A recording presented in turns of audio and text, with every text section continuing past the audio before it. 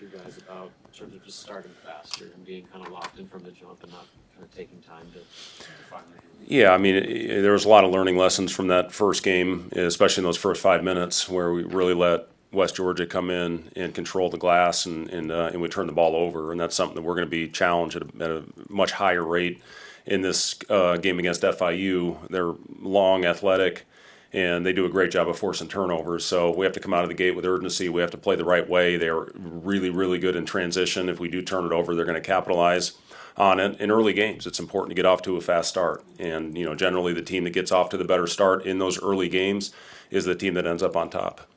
FIU, like West Georgia, has some bigger guys in the front court. I guess, what do you use from that game and show on film to prepare? Yeah, they're going to be big most of the game at the 4 or 5 and very athletic. And that's one thing that they put a lot of stress on your defense. They've got forceful rim rollers, and they are all over the glass, and they're going every time. And their 3-man is his ability to play in ISO type situations with his size at 6'6". He actually played with Oogie at Bakersfield, and he can really score the basketball. And again, another guy that's athletic. And then their guards, they're 1 and 2 are jet quick, and they're really good in transition, and they can get hot from 3. And those bigs they're good in the pocket. They block shots very similar to 22 in the first game, but they got 4 of those guys, not only 1. And if we go in there and try to challenge them at the rim, it's going to lead to transition baskets on the other end. So again, a lot of learning lessons from that first game that will definitely carry over into this next one. But just out of the gate, we need to play a lot smarter. I thought we got rushed a little bit. This team will try to speed us up with different presses that they're going to run, and it's imperative that we handle that the right way. Connor did some good things inside the arc. What have you seen from that part of his game? Yeah, he did, and the way I look at it, he and Price I think, was 1 for 12 from 3, and we still found a way to make double-digit threes, making 10 of them. With our arguably 2 best shooters, not having their best game from outside. But I do agree with you. I thought Connor did a good job of taking the ball to the basket, and he was good. He was selective at the rim. A couple guys went in there and again tried to challenge length, but I thought Connor did a good job, one, getting into the body of the big or finding an angle to where he could go in there and finish. And, I think you look at Connor was 1 for 7 from 3 and still ended up with 12 points. So, that's growth for Connor, finding other ways to get the ball in the basket other than the 3-point line. And teams are going to run him off. So, it's important that he gets in there.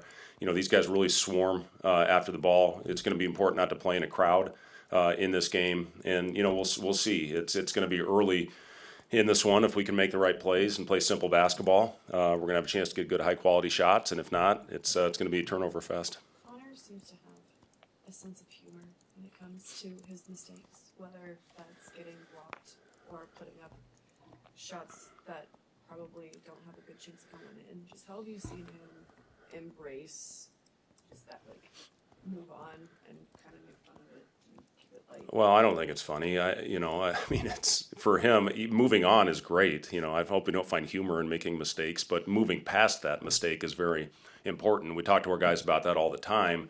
And I look at last year, and Connor had a couple games. Michigan, I think he was 0 for whatever. In the last game, he was 0 for, and then he bounced back and had an unbelievable game the next time out. So I give Connor. I wish I would have had that mindset as a player. I'd miss a shot, and I'd go into the drain for a couple games until I could get out of it. His ability to put the last play behind him is something that I really admire about Connor, and I think honestly it's his faith. I think he sees the bigger picture out there. And when he goes out and has a tough game, he always is in the gym early the next day, and he puts it behind him. And it's a great quality. It really is. It's hard as a shooter to have that mentality, but Connor's found a way to figure it out. You mentioned after the game Monday, the stretch where Sam had those 5-6 straight rebounds. How quickly are you showing that to the team as ways to change a game when things aren't? Yeah, I mean, our guards are going to have to rebound, and especially you look at this game, our bigs are going to be locked up in a battle. So our guards have to find a way to come in and make plays like Sam made. And then that also got us out in transition. And you see what the team was doing. They were crashing everybody, and that got us out, and that's really what got us into a rhythm is when we got our transition threes. We were 1.4 points per possession in transition in that game. In the first 6 seconds of the shot clock, we were 1.6. So, that's great from an analytics standpoint. We didn't have as efficient offense when we were forced into a half court, either taking the ball out of the net or bringing the ball down the court slowly. We had some good looks, so I'm confident we're going to knock some of those down and be more efficient in our half court offense. But yeah, I thought Sam was huge in that stretch where we opened it up, and a lot of that had to do with his defensive rebounding. How much have you seen Burke benefit from the skill set around him, the extra spacing that gets compared to last? Yeah, that helps Burke a lot. And I talked about this after the game the other day, and after I went back and watched the film, and it confirmed it that he made a lot of winning plays in that game, even though he didn't shoot it great. He had a couple dunks, got behind it on a small on big ball screen, and we got him a layup on an out of bounds play. But his defensive analytics are as good as anybody on our team. And you look last year with a bigger sample size, and it was the same thing on that end. So from an offensive standpoint, the fact that teams have to respect us more on the perimeter will help a guy like BK that can initiate. You see he's more comfortable bringing the ball down the floor right now in transition when he rebounds, or we've even outletted the ball to him a couple times. And then again, you're putting the defense in a tough situation because you're making multiple people guard the player that's facilitating offense.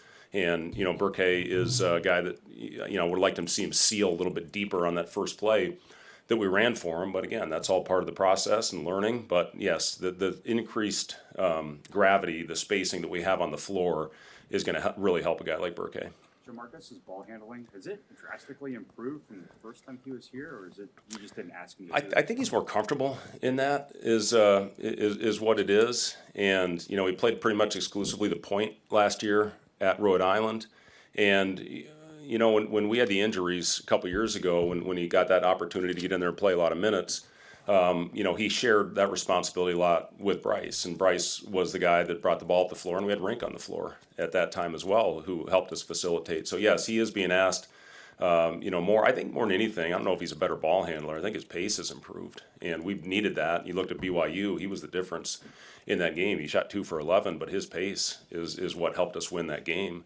And I thought it was a matter of time before a shot started falling, and it was great to see him in the opener knock some of those down. Speaking of pace, Kendall Blue and his role going forward, what do you kind of foresee his impact being on this team? Yeah, Kendall's going to have to play a lot of meaningful minutes for us, and we talked to our team a lot about this. It's going to be somebody different on every night, and you always got to be ready when your name is called. We've got a deep team. We're going to need Jared in this game with physicality, with their front line, in their length and athleticism.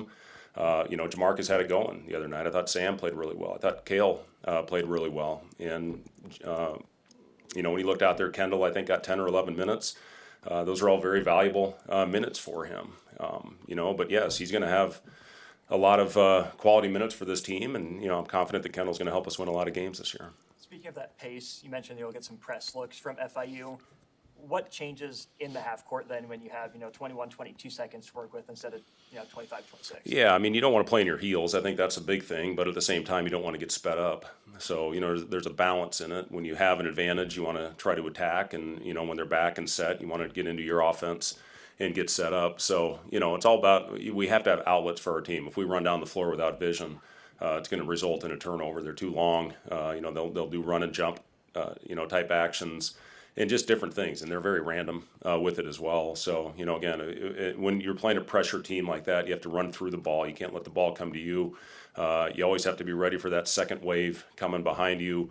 The international call is what, Wilson? Wolf. When they're coming behind you. So we have to be ready to call out the wolf at all times when they're coming. But, again, it's something that'll be good for us here moving forward. Playing a defense is completely different from what we faced. West Georgia was different than what we faced going against ourselves every game. Once we figured it out, we were pretty damn good. But, it can't take a full 15 minutes before you get it going. So, again, the urgency coming out of the gate, doing everything with force and purpose is something we talk a lot about, and we're going to have to do that out of the gate on Saturday. So he's still a week out, or what's kind of the timeline? Yeah, he's probably a little longer than that, Robin. He's we're going to be careful with him so he doesn't continue to have setbacks. We want him to be pain-free before he goes out there again. So, we're just going day to day with Oogie right now.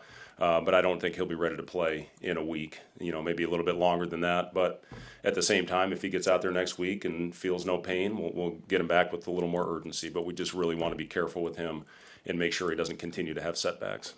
When you say you're looking for guys to play smarter, is it as simple as just make better decisions, or is there something like specific? Well, it's decisions at the rim. I mean, that's a big part of it. And, you just can't go out there when you watch 20 clips in, when we're on the scouting report of what their defense is, and you go in there and you challenge them, that's not smart. When you go in there and you make simple plays, when you know they're going to converge on the ball and you try to play in small spaces, that's not playing smart. When you try to hit a home run and, make a play that's not there and turn it over 8 out of 10 of the times, that's not smart. So, we're looking for those simple plays, that result in good shots. And again, we got good looks early. We missed 3 plays right at the rim. We missed some wide open threes, that I think we're going to make. But you got to keep trusting that. You can't press, when those things happen. So, again, we learned a lot in that opener, and we're going to have to carry that over into this next game on Saturday. With Oogie out for maybe an extended time, how much more does Leo Curtis get you to? Yeah, Leo gave us good minutes, I thought, in the game. He got a nice rim run and transition with his left hand, with his finish. I loved him stepping outside and shooting that 3. He's a guy that, that can really space the floor for us, and made a couple nice plays at the basket defensively as well. And, that's one thing about Leo, and that's the reason that he's out there right now. One, he wanted it. He wanted to go out there and play minutes for us this year. And he's a really smart player. He plays well beyond his years. As a freshman, he's got a very, very high IQ. So he's doing some scout team stuff, and then he's doing some stuff to prepare on the other team as well. But, Leo, as the season goes on, there's no doubt we're going to need his length and in his size. Where's Jared and his process of just from his late start?